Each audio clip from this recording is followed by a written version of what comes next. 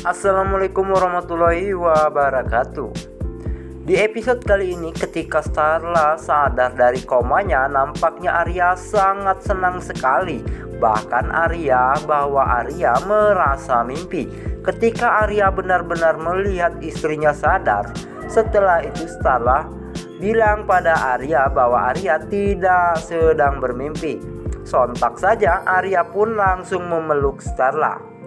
Namun tidak seperti dengan Mama Mayang dan juga Pondi, yang dimana Mama Mayang saat ini merasa cemas dan panik ketika Ningsih melaporkan pada Mama Mayang bahwa Nila tidak ada di kamarnya. Begitu juga dengan Pondi.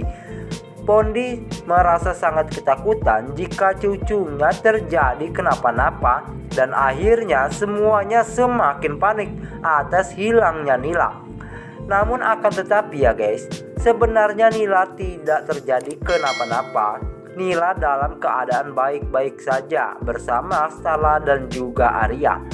Namun Nila hanya tidak berpamitan saja dengan Mama Mayang dan lainnya, sehingga hilangnya Nila ini membuat semuanya semakin panik.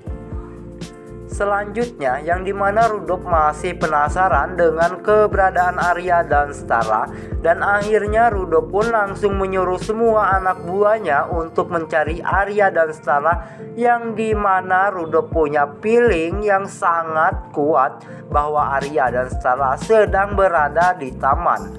Setelah itu Rudolf pun menyuruh semua anak buahnya untuk berpencar guna untuk menemukan Arya. Namun tak lama itu, tanpa disengaja Arya pun melihat para rombongan anak buah Rudolf. Namun Arya merasa bahwa Arya telah pergi menjauh dari Rudolf, namun akan tetapi Rudolf bisa melacak keberadaan Arya.